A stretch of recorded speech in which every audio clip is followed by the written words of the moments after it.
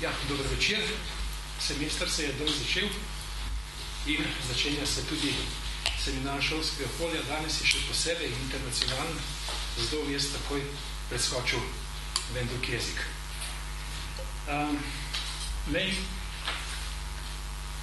Jieshou, Ni Hao. Welcome Thank to you. University of Ljubljana. Thank you. Thank you very much for coming from so far. Yeah, it's Yeah, great so fun. you have a good reason to come. We Yeah. have another conference starting tomorrow. Yeah. Yeah, but have you jet lag? A little bit. A little bit? Okay. That's so nice. I mean, Yeah. it's not only me when traveling abroad having jet lag, also other people coming here. Yeah. That's great. I'm really glad that you joined this small group of people. And I'm also glad that we are really international today. I'm also very glad to greet Catherine Hoppers from South African University, coming from so far. And for Slovenian part of the circle, I would like also to greet our new colleague Sina Vesta from Germany, actually, who will stay with us for next 3 years. Yeah, just to know one another. The rest is Slovenian. Okay, so why I am so glad? One of this circle of people meet once per month during the academic year, and once we host a Slovenian researcher, next time a researcher from abroad. So it is mixed, and we haven't hosted yet anyone from China. Yeah.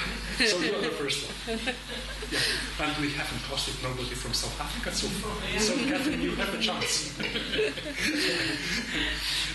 So we are the most interested people, definitely, in what's going on in Chinese education today. I know that China, and we know that China is a much bigger country than Slovenia, even bigger than the whole European Union. So the issue is a big one. Yeah? Yeah. We all know that you have jet lag, that the problem is enormous, and that we can't talk all the night. Yeah. So, but we would really appreciate to get some idea what's going on in China today. We know about Chinese economy. Mm-hmm. We know about Chinese politics, getting out to other parts of the world, so on. Mm-hmm.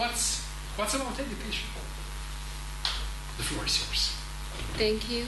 Thank you very much for your nice introduction. It's my great pleasure to be here. Actually, this is the second time I come to Europe. The first time is 13 years ago. I have stayed 3.5 months in Germany. So this is the second time I come to this land. And today I will very briefly to introduce education in China and talk more detail about basic education in China. So this is the outline. I will talk about the system, the management, and also the development and the investment. And also I will mention about the PISA. Everyone, I think, interesting about the PISA results and the performance of the Confucius culture in the Shanghai students' performance in PISA results, and also the problems and conclusion. So this is very just some context about China. So China, as the largest developing country, so with the largest population and very limited resources, and we have very huge disparity between the rural and urban areas. And also this period we are experiencing economic transformation, and also we have very serious corruption problem and political reform and environmental problems. All these are the challenge facing China in the coming decades, I think. And this just some figures from the World Bank. You can see really very huge population Yeah, it's 1.3 billion. It's I think around 1/5 or 1/4 world population. So it's really huge, and that means the population, the age cohort for education is also very huge. And China is the GDP per capita is only around I think $4,000. So this is a Chinese education structure. You can see that actually that side is this is school year and age, and we have 4 levels. The first is preschool education, and the second level is primary education, and the secondary education and higher education. That side is mainstream. It means that for kindergarten, usually it's from age is 3 to 6, and then primary school 5 or 6 years primary school, and then junior high school 3 years, and senior high school 3 years, and then college and university 4 years, and master program 2 years, and doctor program 3 to 4 years. This is the mainstream, and this part is about vocational education. You can see at both level of the second level and the high education level, they have vocational education. So this is just more detail about this.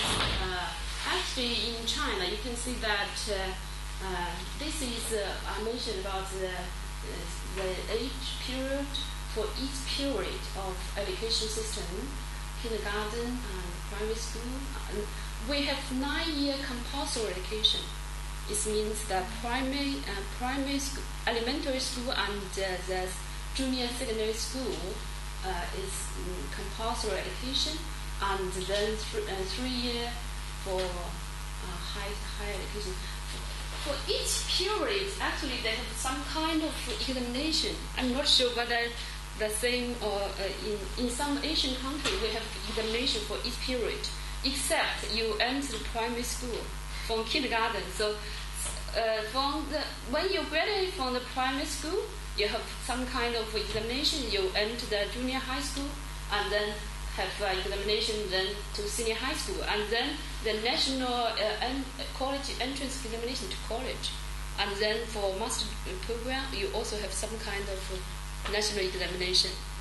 So it's very examination oriented system. You can see from this, and also some values on. You can see that actually in China and also in some other Asian countries, we value education very much. So it means that family, parents invest and involved in education very much. And also, I think the teaching side of education is very much emphasize the store of knowledge, and also the teaching methods are not so diversified. Usually they have very much transform knowledge and lecturing like that. So we have 4 levels of the administration system: the central level, central government, Ministry of Education, and provincial, municipal level, Education Commission, and the city level, Bureau of Education, and the county level is the Department of Education. 4 levels of the administrative system. And education law, actually, you can see from this that actually China passed the law very late, since early 1980s. So before, usually there are no law about education. So only since the middle of 1980s, we have compulsory education law, and then teacher education law, and education law, and vocational education law, and higher education law, and also law on promotion of private education. And sometimes in China we do not name it private, we name it 民办. 民办 means non-government. we avoid the term private, because usually we thought that private means capitalist, is belong to the capitalist, not to the socialist country. So we try some, this is translation, usually they use 民办.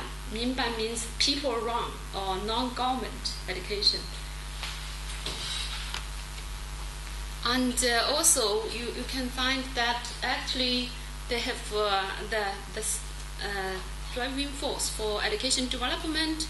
I mentioned about the law and the regulation, that kind of legal system for promote the development of education. And also over the past decades, China enjoying the stable political environment and also very stable and fast socio-economic development, and also the demographic change. And we China have this one-child or family planning policy. It means every couple, particularly in cities, you can have only one child. So, but in the countryside, the people have two children. Particularly if the first one is a girl, so you can have a second one, a boy. And so that means that every parent have very high expectation of the only child. So they invest and involve in the child's education. And also the change of the industrial structure, and also the demand of high-skilled labor force, and also the urbanization. The whole period of China is experiencing urbanization. So it means transform from the agricultural sector dominate to the industrial sector dominate, and the service, also some service sector, and the whole country. I think 0.2 billion people move from the countryside to the city. So the whole country are very huge, floating population. So that's also a problem for China, and also driving force for development of education, and also increasing investment. I will mention in detail later. So this is a change of the demographic change of age cohort in different level for primary, junior secondary, senior secondary, and tertiary education. The red one is for the university student. The green one is for senior high school. The orange one is the junior high school, and the blue one is for primary school student. So you can see from now to 2020, actually the age cohort for the university and the high school, senior high school, is going down slowly. But for primary school and the junior high school, it's going up. So the age cohort of different level of population. So now it's very difficult for the parents for the student to end primary school and junior high school, particularly for high quality school. They have to struggle and compete very strongly to end high quality primary and junior secondary school. So they have opened or construct some new school at this level. So the gross enrollment rate by levels, you can see actually for junior secondary and senior secondary and tertiary education, actually during that period, the past 10 years, is going up for all these three levels. So I mentioned about the some new school. These are private school established. So for different level, for high education institution and primary school and secondary school, you can see the number going up very sharply. Particularly for primary and secondary school, going up very sharply because of this demographic change of age cohort, and also the demand of the education. And these are the planning of the Ministry of Education. The central government has some kind of planning.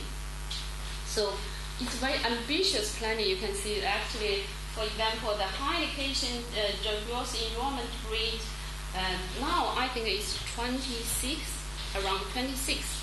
But to 2020 it will be 40.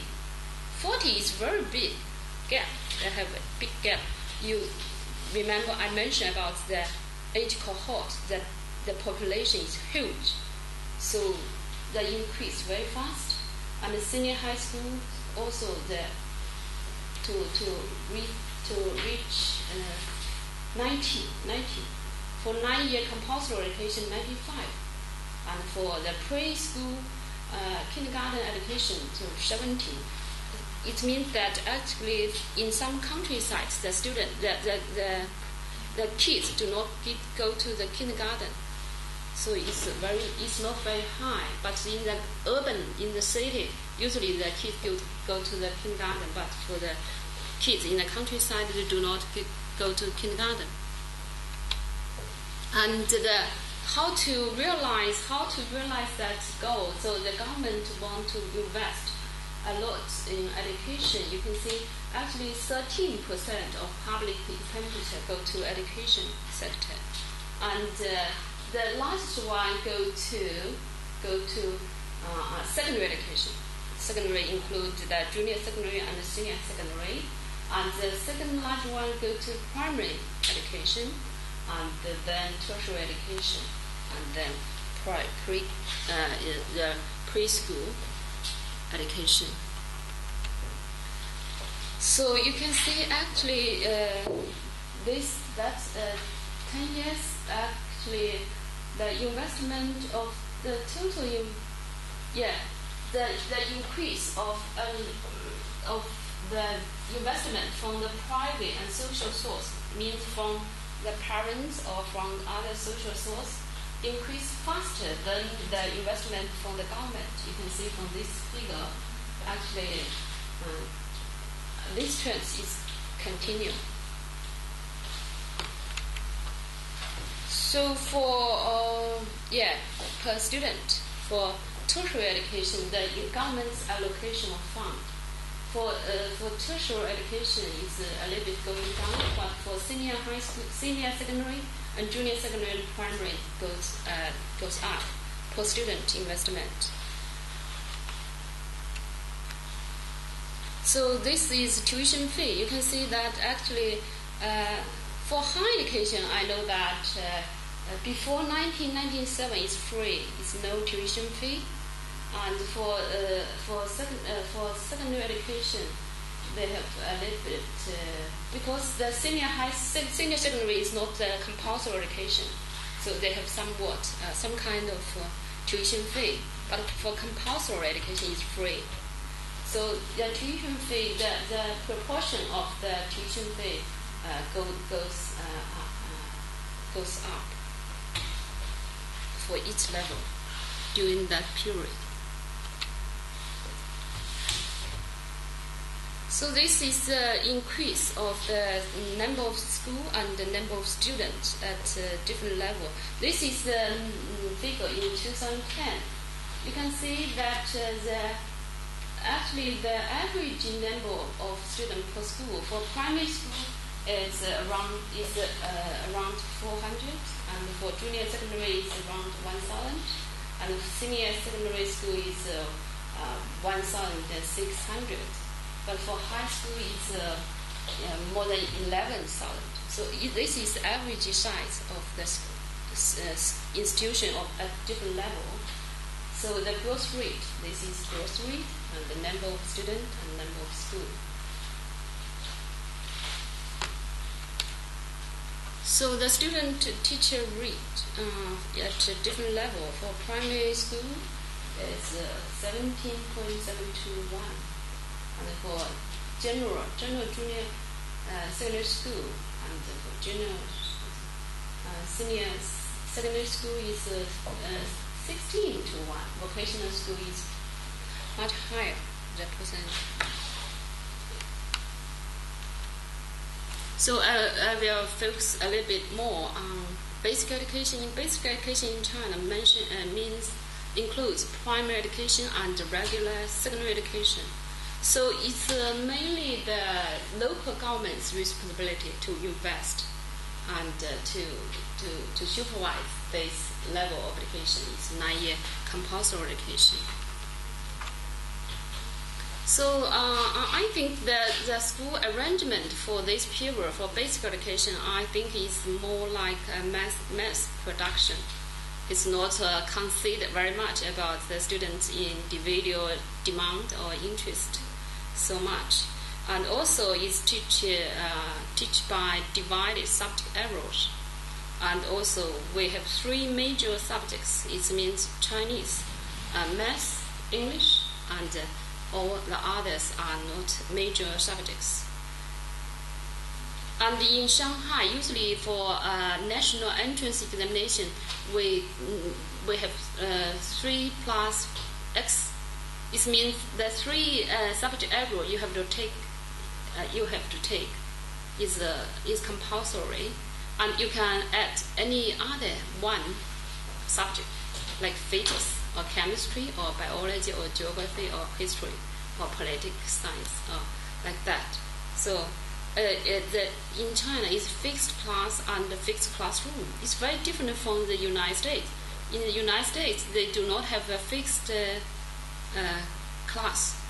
So everyone have to go to a different classroom to take different course. But in China, it means that this classroom belongs to this group of students. So every teacher come to this classroom to teach course. So the student needed to move around to different. I don't know. I'm not sure how about the city. We know such system. Huh? We have the same. Yeah. The same system.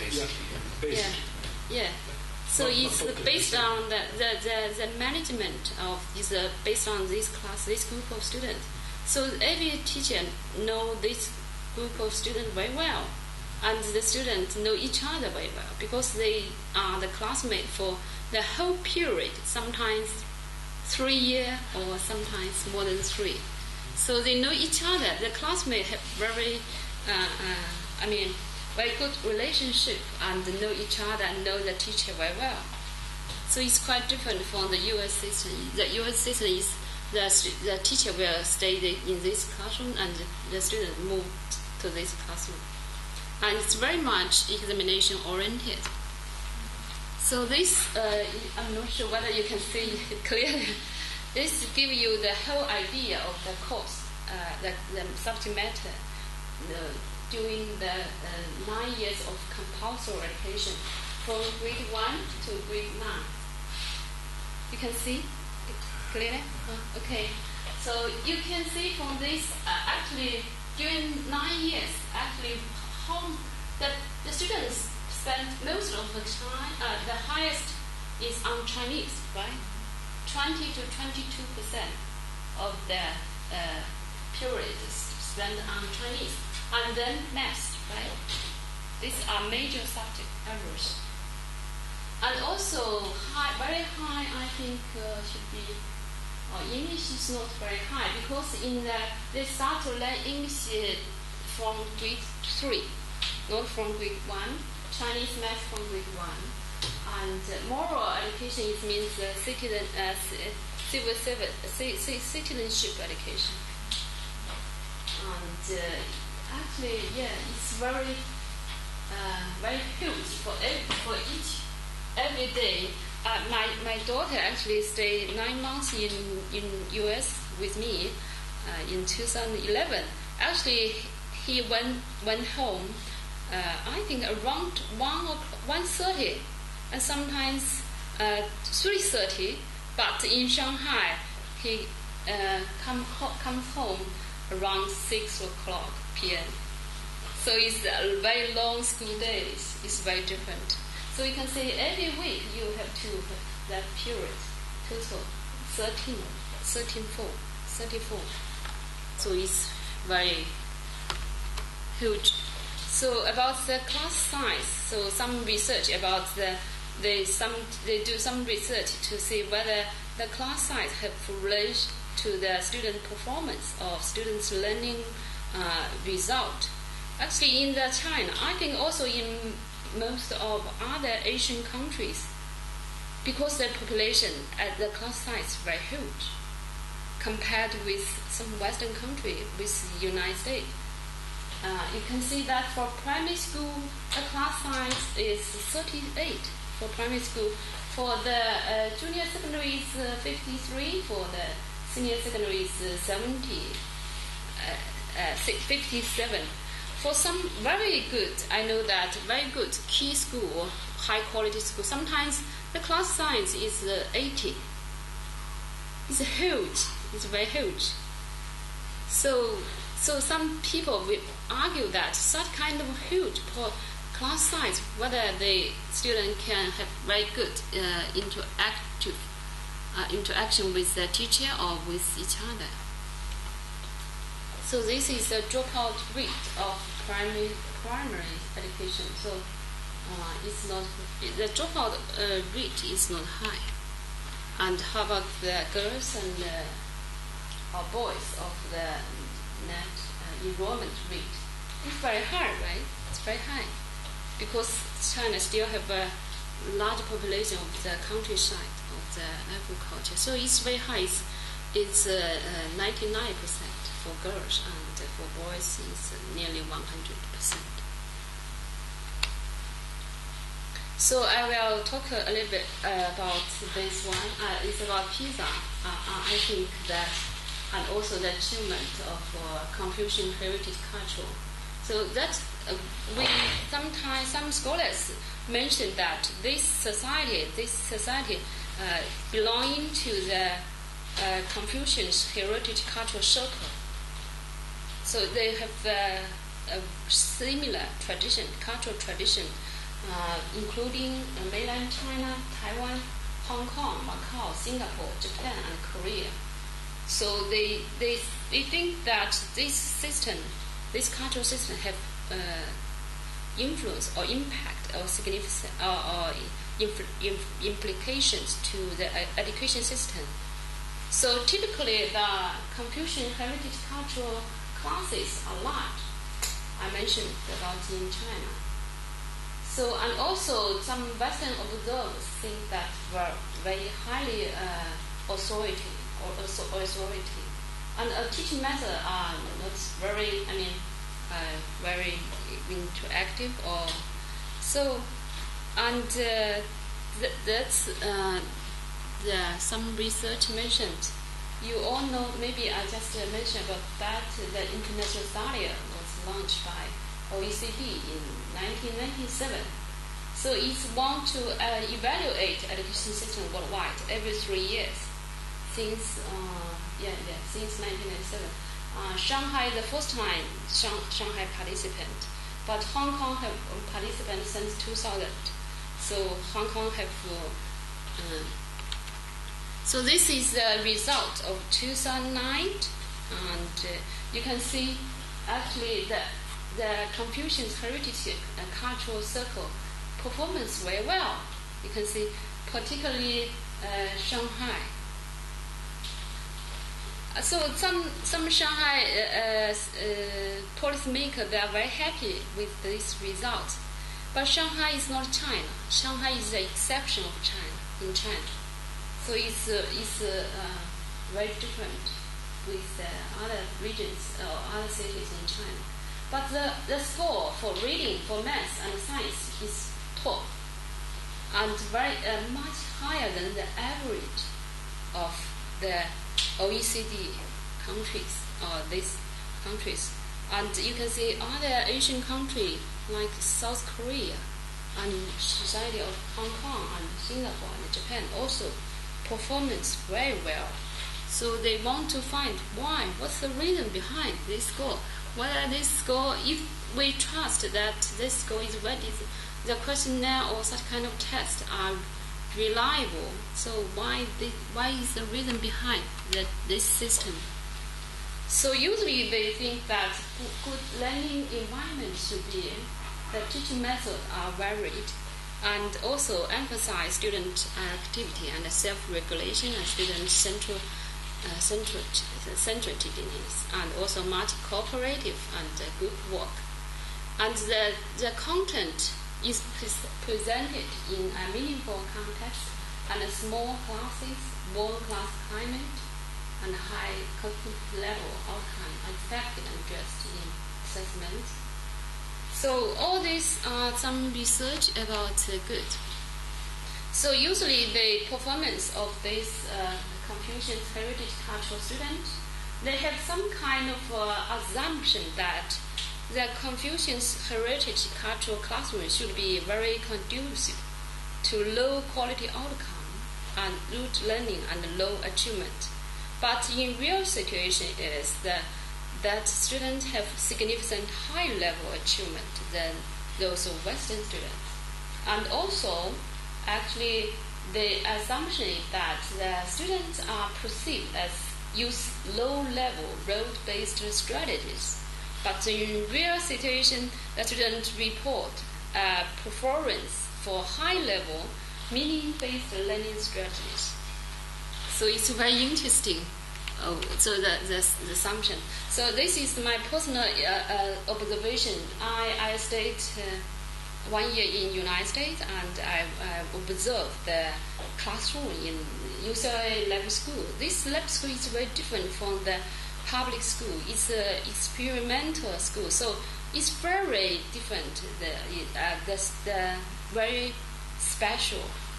So you can see the classroom is very good climate and very interactive environment. So this is the classroom.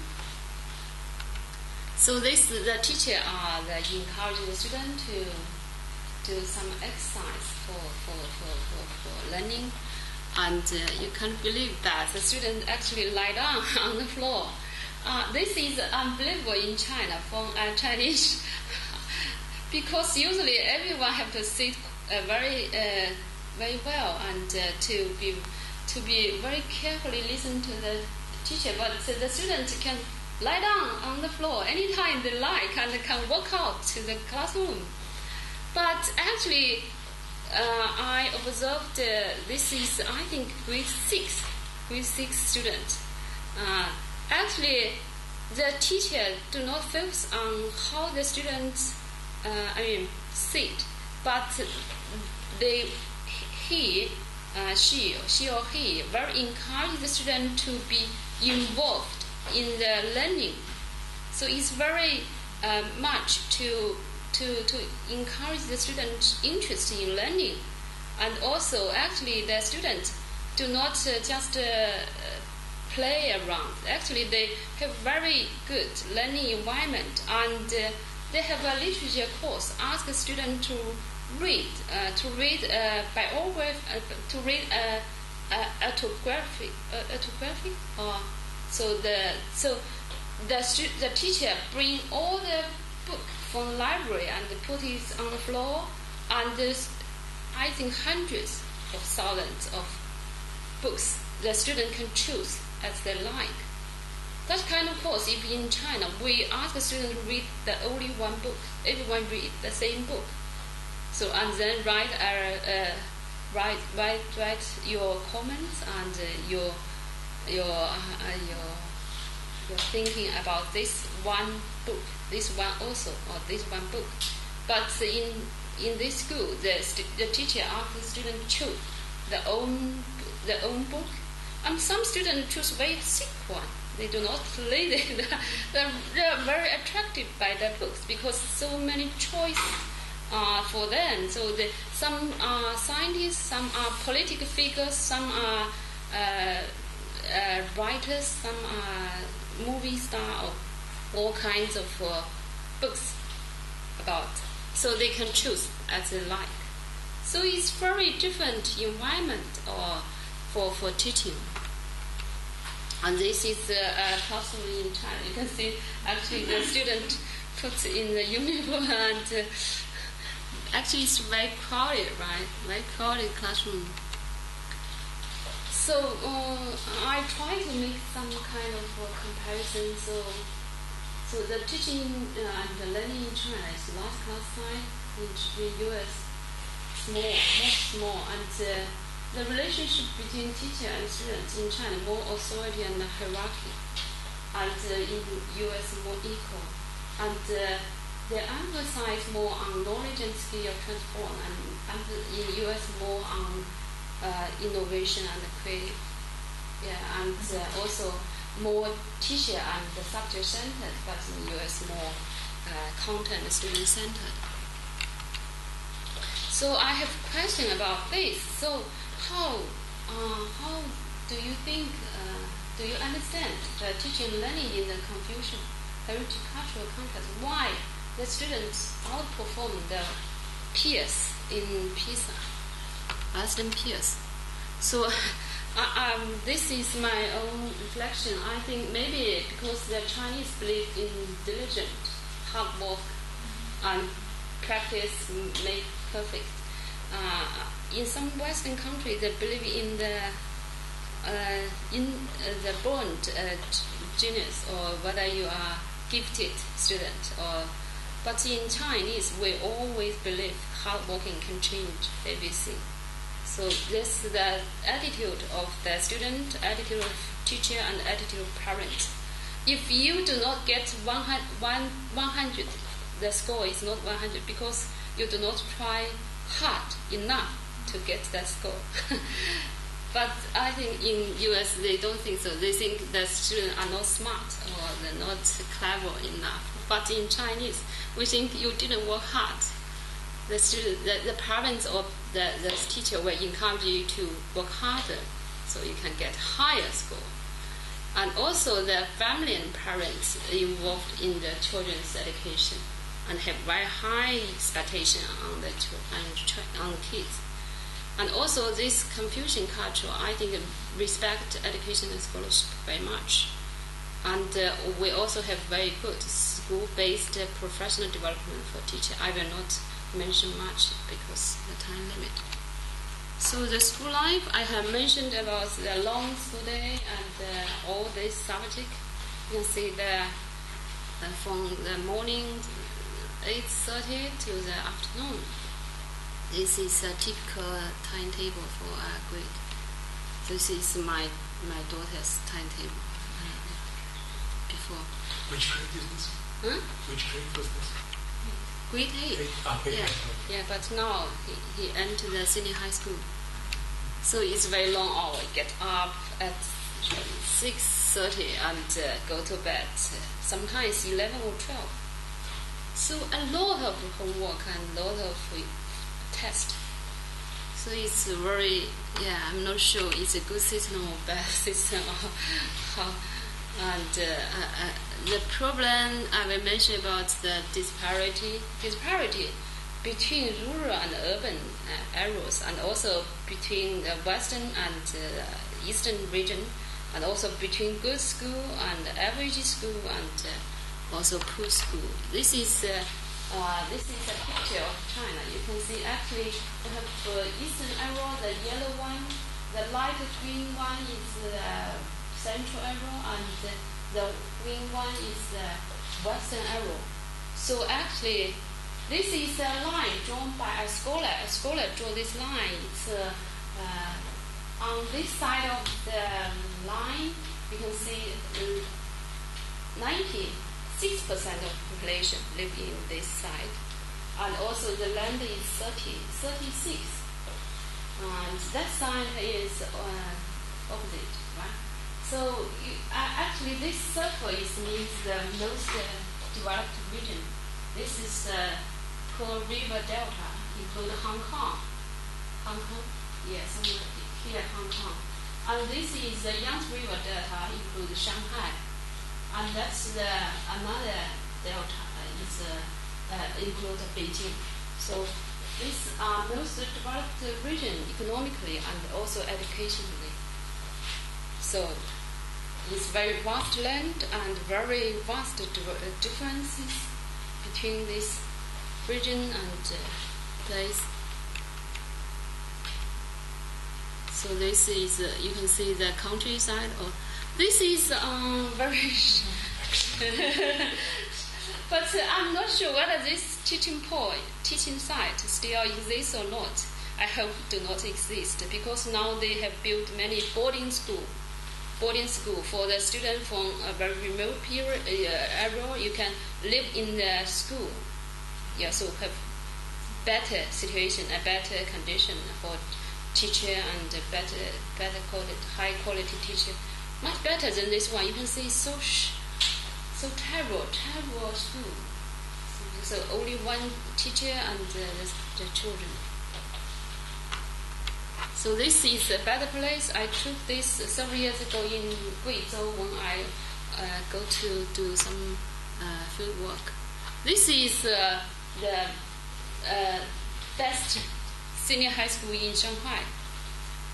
My daughter tried to target this school, but he failed by just 3 score. So, but he entered another one is also very good. It's very good. One is I think affiliate to ECNU affiliate high school. You can see it's like a university. Very, very good. So this is a classroom in urban school. This is a picture of my daughter. So because of the difference between the school, so every parent want their child to enter a good quality school. So they have school choice. Sometimes they even buy a house near the school, but the house is very expensive. They want to invest in their children's education, so they buy a house so that kids can enter that school, that district, that school. So it's many problems of this one. And also examination. I mentioned about that some Eastern Asian countries are examination oriented education system, and particularly China is very typical one.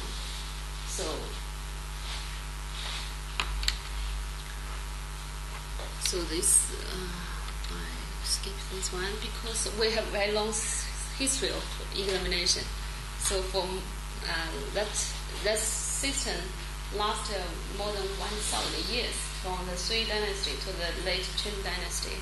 And also this system have influenced the other country, even influenced Britain. So particularly influenced the neighbor country, Korea, and also Vietnam influence. So when the examination is coming, the student actually worried and have many kind of emotional behavior, or I think have very negative influence psychology. So actually, I think sometimes the system of the education actually relate to the system of society, and also the system of the. So you actually, to what extent the system is inclusive or exclusive? It's open access or selective access? It's more equal or more hierarchy? Or is education is a right? It's a kind of right, or it's a kind of social status or privilege, or selection machine, or it's a mass or unit or elite? So I just so China, I think we face many problems. We have this system. We have some kind of strengths, or also some kind of weaknesses. So we have to live with this kind of system. So that the government sometimes they want to solve some problem by some strategies. I'm not sure whether this can be solved or not in long term or in short term, or in the, so it's open. So your comments? Thank you, Mei, so much. I think that we really learned a lot.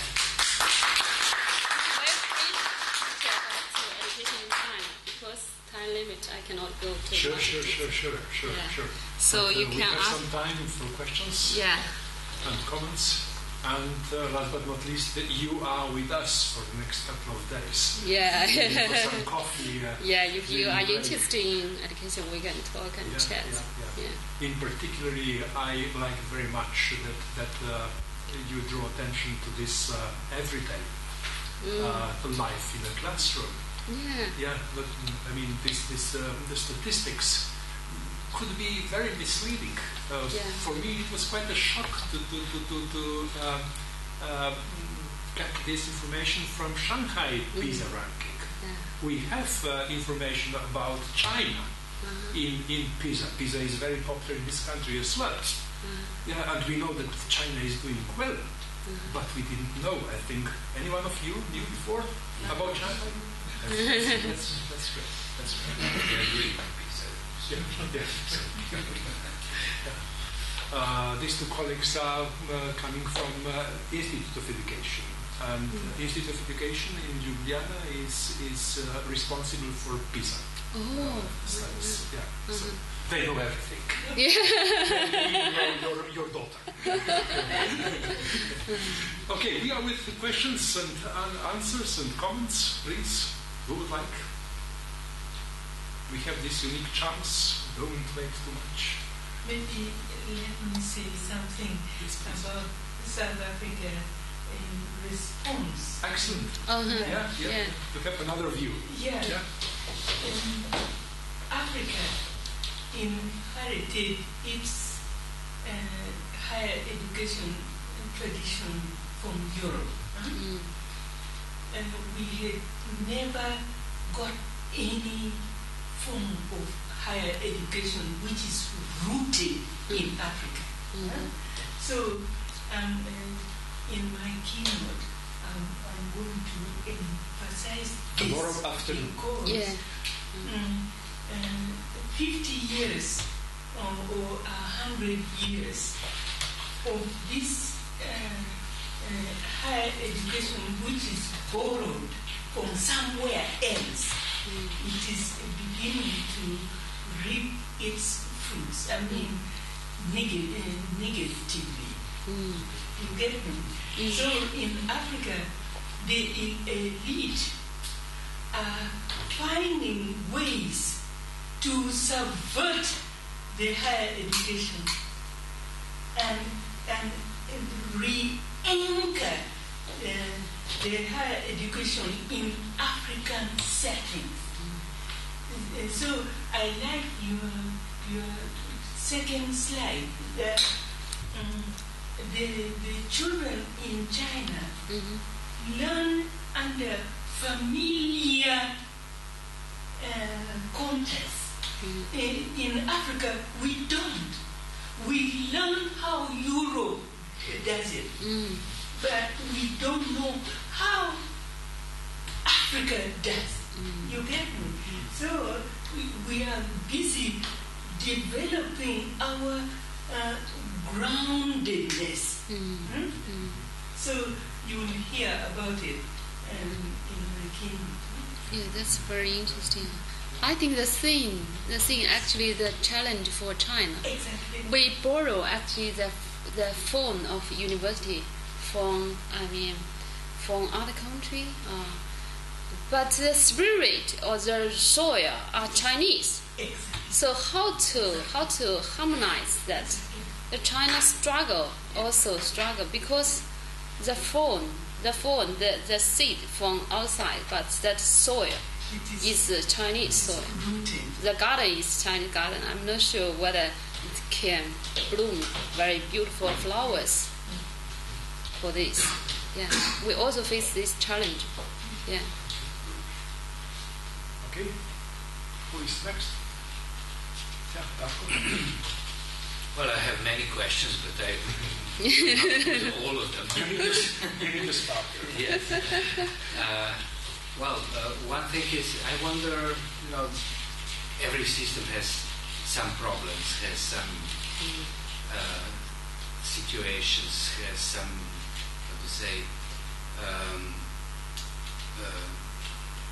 difficulties to function within some social structures and so on. So I just remember that I read, in collection of texts about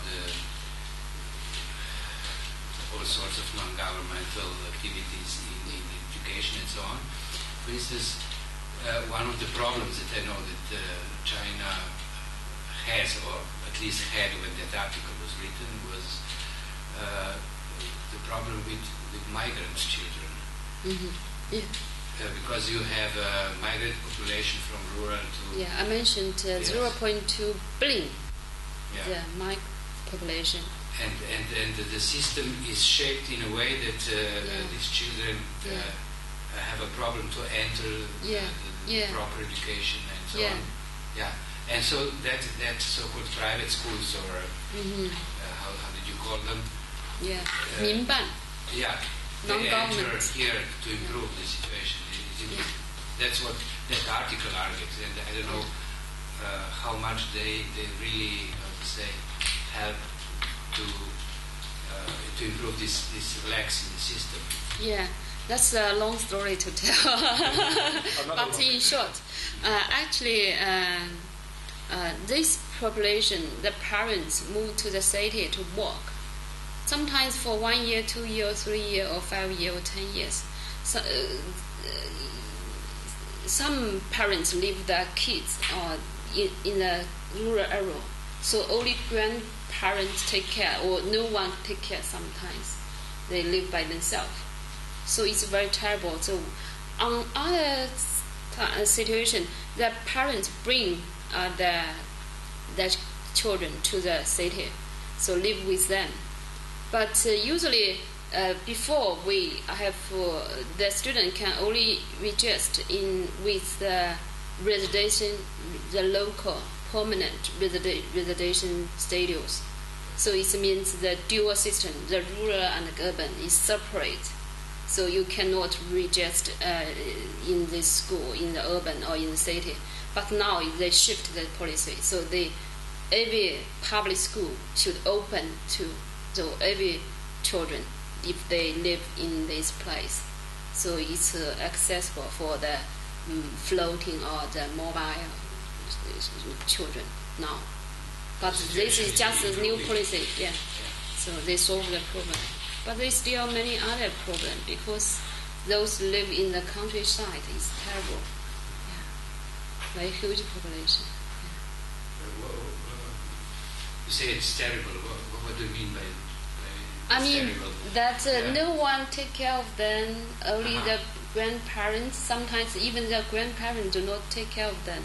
So very young kids, they do not have, live with parents. So they have some kind of psychology problem as well, because they are lonely and they do not have a experience of their family. So they actually, sometimes I think psychology and many other problems. So this is characteristic of non-developed region? Yeah. Poor villages and so on? Yeah. Mainly? Yeah. But now they have more and boarding school. So they can live in school, the teacher can take care of them, so it's much better. These are primary schools, basic schools? Boarding school? Yeah. Boarding school are public. Yeah. But this is from grade 1? Yeah. So now the government, the central government and the local government, because the compulsory education the government should take their responsibility. So they want to take this responsibility. It's much better, because many research about that. So the government is to implement some new measures to solve the problem. Yeah. Good. Darko was so kind with us, and he asked only one question for Mei Li. You have your opportunity to ask. Yeah. Maya? With another 1,000 of questions, but please. Just ask one, even though I'm very much interested in private education, but I will ask you about something else. You pointed out a certain paradox, that in a way Chinese education system is quite successful, and that this Confucian heritage is very effective education-wise. But then you went to the United States to observe their education system, which is, let's say, not that it doesn't perform that well in comparison to at least Shanghai education in system. terms of examination result.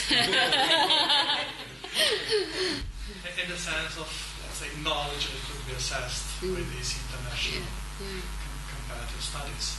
So, what was your motivation? Because let me put my hypothesis very bluntly. I mean, it's a very crude hypothesis that this education system is very effective if the population can stand it. You know, you can have 50 students in a class. If you can have 50 students in a class, in Slovenia you cannot have that. Because we don't have so many kids. That might be one reason. The other reason is that students, you know, wouldn't behave as students if there were 50 in a class. And students wouldn't learn if there were 50 in a class. So you can have 50 students in a class if you can have 50 students in a class. So you can have a certain system of education if people do accept it or people do tolerate it. If you think that this system is not that good for individual students. So that would be my hypothesis, which is very simple. So what was your reason and what were results of your comparison, your study of the comparison between lab school in the United States and Chinese education system? Yeah, it's very tough question. I cannot answer it. Actually, it's my personal experience and personal observation and interest. I do not do very serious academic research. I just have that experience. So I want to compare. Why?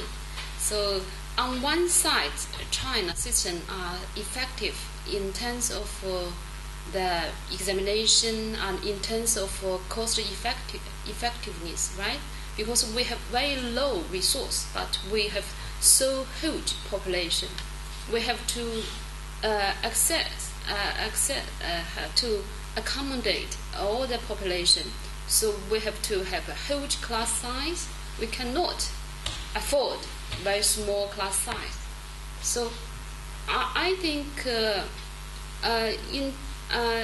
in the situation, the real situation, a Chinese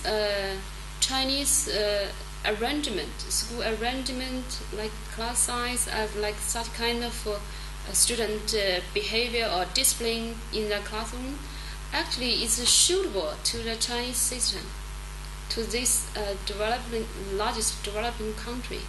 But in Shanghai now the population for high school or they go down, so we can enjoy smaller class size and more interactive between the student and teacher and the student among the students. But even I think even we do not have such kind of activity like United States. Actually, it's still very. I mean, it's not like the hypothesis that it's rote learning only. Actually, the teachers' teaching. Teaching methods are not very boring. Actually, sometimes they are very. High order thinking, or I don't know how to put it. But anyway, actually, the students do not physically behave like very active, but in the mind, they are thinking. They are very active thinking about the teacher's teaching. So I think it's a different kind of a way of teaching and learning.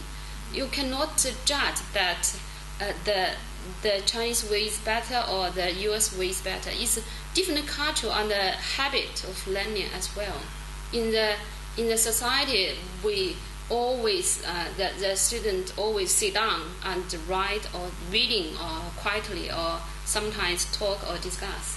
But in the US, the student can lie down or in play and learning and combined together.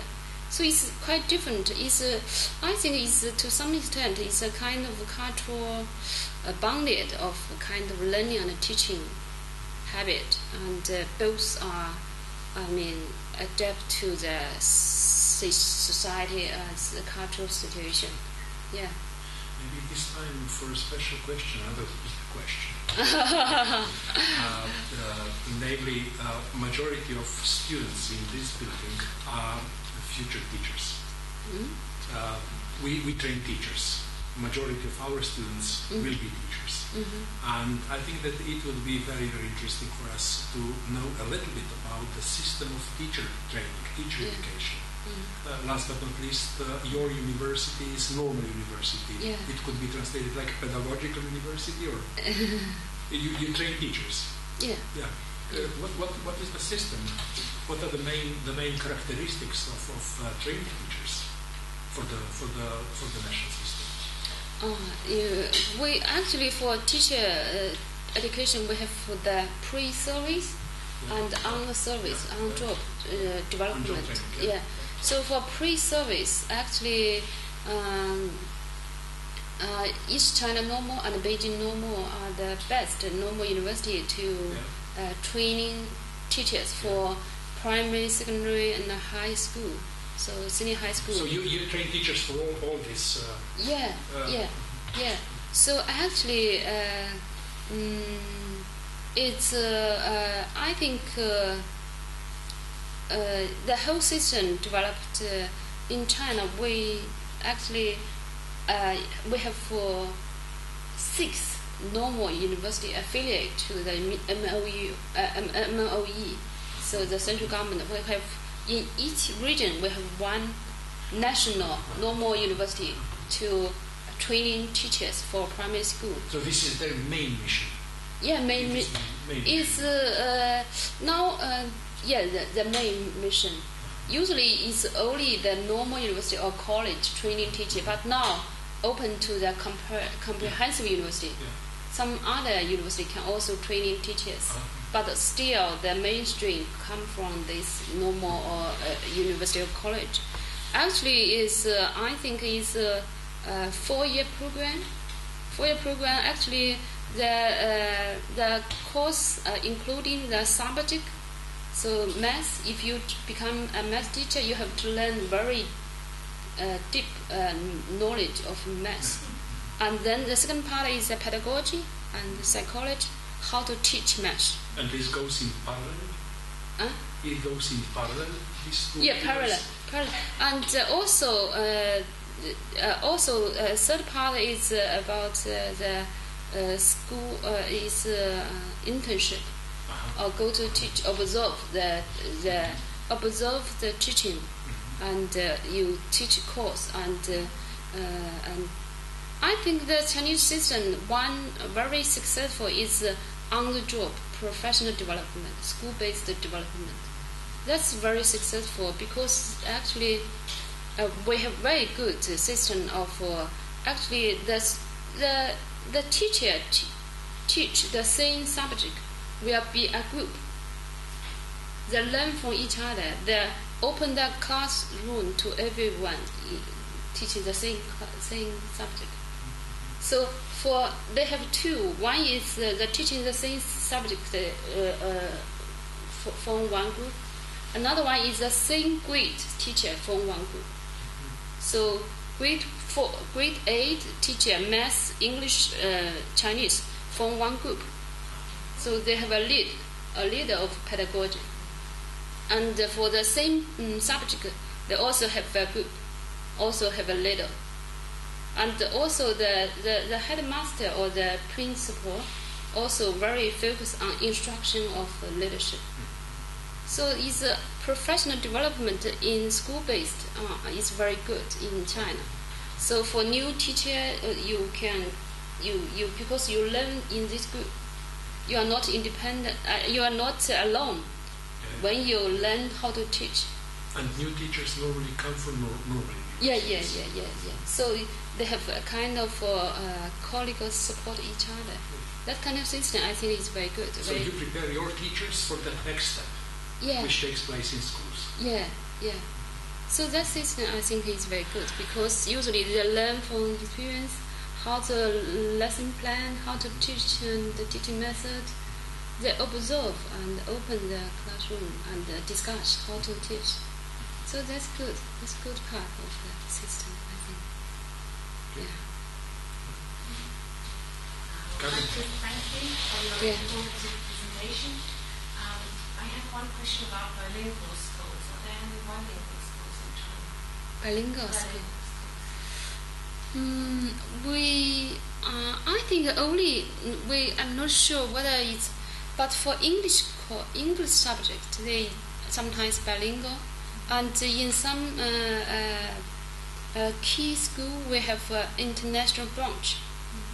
So it's different. International branch means the students with their parents actually have immigrate to other country. They come back and also all the language and also the curriculum are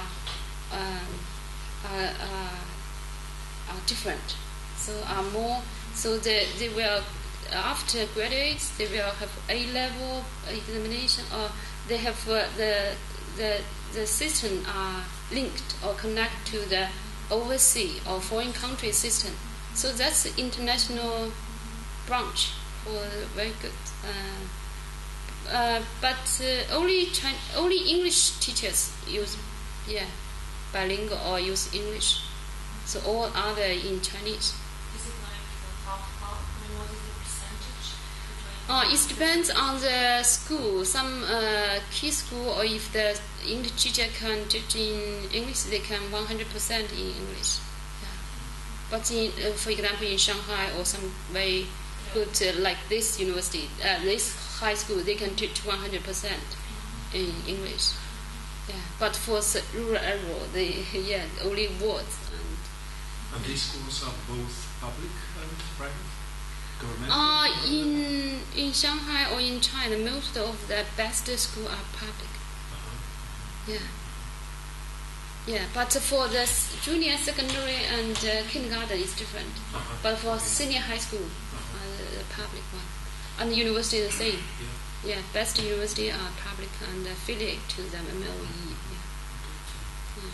Is there a law that would, limit a number of, say, foreign language lessons or English? Is there a kind of a law that would say just, a certain amount of subjects can be taught? No law, yeah.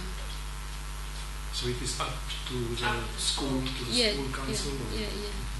School board? Okay.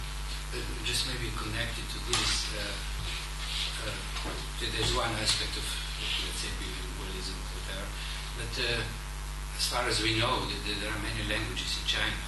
So how is it in some parts of China where you have these minorities who speak their own dialect or whatever? Or is it that is it called Mandarin Chinese, which is obligatory language of instruction, or is it possible that, let's say, I don't know, Uyghurs or somebody their own language as a language of instruction? I think some western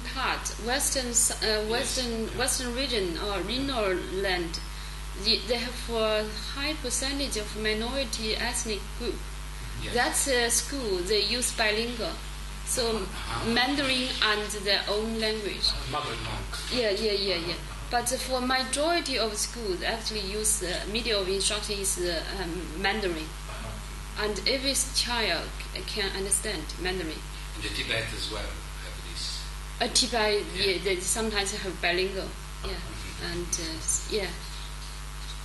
So actually, Jerry Postiglione, a scholar from Hong Kong, actually he does a lot of research about minority group education in China. Yeah, you can. Okay, you can Google it. Yeah. Yes, okay. Yeah. Anything else? Yeah? Yes, I would like to ask. I'm not sure whether I have understood understood you correct. On the one side, you stressed that the results of PISA examinations are, of course, very good for Shanghai and China. And at the same time, you have compared, let's say, the styles of teaching or the approaches to the school actually life and how to teach. But I don't know actually whether you suggest that any kind of changes should be introduced into the Chinese system or not. Yeah, sure. I suggest some kind of change. I think the most terrible thing should be changed is examination-oriented education system. But that one I think is changing. Yeah, that system is changing, but changing very slowly, because we actually have very hot debate whether we should abandon the national quality examination, because they argue whether this is not the best choice, but it's the fair system, because in front of school, everyone just judged by the school, not judged by your socio-economic background or by your parents' position or like that. So actually, it's changed. The way actually is the role played by the examination on how to evaluate the students' performance. Because now the national college entrance examination is high stake only once. So you can only take one examination, so once a year. So if you fail next year, you come. So now they change. Many universities, they have their own other kind of assessment of students, not only based on that score. They also based on other. They have their own, particularly for the top tier university like Peking University, Tsinghua University. They have their own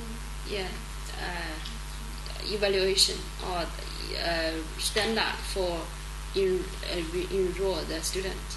Now it's changing, but I think I'm not sure how the examination will change. Of course, we cannot get rid of examination, but how to change the examination to make it not so high stake, not so. Do you talk about any, let's say, some reform of the whole school system, or is just? Because just think about small changes, improving here and there. I think the whole system cannot be changed. Cannot be a revolution. We cannot make a revolution on the whole system, but actually it's gradually. You change the system. If you have more opportunity or have more different kind of assessment of the student performance, not only one-time score, one-time examination, national examination score, that can make the teacher change the teaching, and the students also enjoy learning, not only to take examination and get high score. Because everyone actually is now to the whole system like examination preparation system, not like really learning or teaching or how to not to. So I think it will change, and now it's changing. But I do not have very detailed suggestion how to change it, because it's so complicated. The education is not only education. Sometimes a kind of social system actually is a kind of machine for social selection and also for social mobility. So it's other functions in the education system. So we cannot abolish one system and to establish a new one in one night. So it's very difficult. In fact, in South Africa, it's said that the system is like repairing a plane while it is flying. It's very fun. We are used to it. Huh? Yes, that's true. You have a more advanced saying. When it is flying. We say that it's changing a wheel on a car while driving. Shut down the system. But we have to go to the constitutive rules of the game. So, we are going now. The elite have been encouraged by the government, by the parliament, and so on and so forth, to go underneath the education system itself and find the ground on which it can stand on Africa's values. That's true. I think that with this let's say, big waves, these huge changes in education systems, there should be some historical luck. It can't come, let's say, every 10 years. But I remember when the huge reform took place in this country 20 years ago, approximately 15, 20 years. And at that time, once we hosted colleagues from Austria, which is just nearby country. But Austria, after Second World War, decided to require 2/3 majority in parliament for education changes. And there has been none until today. And I remember colleagues from Austria saying that you are so lucky, you can change everything now. So in this sense, I think that it's, of course, I do agree. I mean, it's dangerous to do revolutions within such systems like education, but it comes one day that you have to do, and this is, I think, South Africa is a good example. Again, 15 years, 20 years ago, it was a huge change. We are itching. This education, we are itching. So, Okay. Any more questions? Sina. Would you say there is a change in teacher education to make it more obvious that there should be changes in the school system? Because in Germany they try to develop more other teaching methods, and they started to do it a lot at universities in teacher education. So if we train teachers differently to teach in other ways, to teach more open and more pupil-centered, then they hope it will change at school levels as well. So is there anything to make this more conscious at the universities in teacher education? I think in university the teacher education also diversified the teaching method, actually encouraged many kind of interactive and also group work, and many different kind of teaching method are adopted now in university, and also in the for the student teachers in the basic education. They are now changing. Not like before, because now the students actually are very active. They can get every information from the internet. If you do not change, you will. If you do not use their language, they will will not concentrate on your class. Is enrolling normal university? Is enrolling normal university for Chinese young people attractive to go to study to be a teacher? Yes. Is it important? To some extent, still. So we can connect this with Confucian culture as well, or is it something modern? I see. Why they like to be a teacher? Because on one side, teaching is a very stable profession. Yeah, you enjoy holiday. Particularly for a female student, they very like that career. Yeah, and also I think some are really have very strong high motivation to become a teacher. They love to teach. Yeah. What is the salary?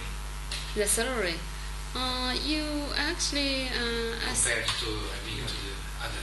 Not in absolute figures, but comparing with an engineer, for example. To other professions. Yeah. And the salary is not high, but we have some kind of survey. Actually, for example, the ECNU have a survey for all the faculty members. So only 7% said they choose to become a university teacher because the economic income, but very high percentage because they have a kind of self-realization of their career, and a very stable profession, and like enjoy freedom. This kind of answer usually proves that salaries are, let's say, relatively normal. Salary are not attractive. Carmen has another question. Yes, I'm wondering whether you have done any workback effect study. Workback effect of this examination system. So what is the workback effect of the examination system on teaching? Do you now think that teachers teach to the test, or has the curriculum been narrowed down? I'm not very familiar with that. The impact, workback impact of the examination on teaching method. What is going on in the classroom? Of course, very strong influence. I think that actually the teacher more emphasize on score rather than learning the process. Yeah. That's very obvious. Yeah. So does then the curriculum mirror the exam, or is the exam somehow considered to beat the curriculum? The curriculum actually. How to say? The textbook actually usually in a very good high school, they not only teaching the textbook, they add a lot of other content because they want to achieve very high score. They add a lot of other content for the student. Yeah, not only the textbook, not only the standard textbook. Yeah. Can we return? We are close to the end, I guess. Back from China to Europe, and I will ask a question. One of our colleagues is right now in Helsinki doing studies of the famous Finnish education system. Finland appeared on your figure a bit earlier, but it was on the 7th or 8th place, something like that. Second, I think. On one. It depends which perspective we take. Anyhow, in Finland, experts in education are complaining today that it is so difficult to be the best performing country in Europe. Because experts from all around the world, as well as Europe, are constantly ringing and asking them for a permission to come to visit, to study, and so on. Do they come to Shanghai? Yes. And what experience do you? I guess that you should know because you are from Northern University. What experience you have with all this terrible global mess, with people coming and asking? Actually, the school have very strict regulation. Usually, they are not open to society. Because I'm not in the field of primary and secondary education. I'm in the field of higher education. Actually, I think they can say no if they don't want to because to borrow that kind of delegation to visit frequently to the university, to the daily life. Yeah, but for not to disturb them for that reason, or they have very strict regulation. Yeah. But sometimes they agree to have some international delegation. Yeah, if they want to build a citizen school outside of, yeah. Okay. But I don't think they want to be borrowed. To talk about it. But I don't know whether you know, but does China also export its education? Because we know that, for instance, China is now quite active. Chinese companies are active in Africa and so on. And usually, these companies, at least Western companies, do that. If they find it necessary or whatever beneficial, they also train. They also help local schools or establish schools or whatever. So you don't know anything about that. You mean export? Export. Export education to other places. Or if you don't do that, then I would advise you to do that. Why not to open a Chinese school in Ljubljana? Exporting many things, why not education? Exporting a lot. Yeah. I have another question, which is related to this question actually. How much do you think your school system is independent or related to Chinese language? So how far the Chinese language as such defines what do you learn and how do you learn in school? Teach. I think the language, okay. Actually, I have mentioned about actually not only the language but also the culture. Actually, Chinese, you can see from a figure actually have 20% of students spend their time on Chinese. So Chinese is very much emphasized as a subject area from the grade 1, from kindergarten to the university. Foreign language, the most only actually English. I think even math is a science, is a natural science subject, but actually is taught in a Chinese way. It's related to language, right? I think it's related to language. We usually have, for example, I just mentioned that there exists a notion of ethnomathematics. Ethnomathematics. Yes. Yeah. Because there are, as you said, you teach mathematics in your own way. Yeah. So it must be, some cognitive set patterns which function. Yeah, it's very different. Yeah. It's related to the language and culture. Yes. Yeah, the way you teach in science is related to. Yeah. This is even, unfortunately, Tatiana is not with us, Holbrook Judge. We run an Erasmus program with 6 universities in Europe.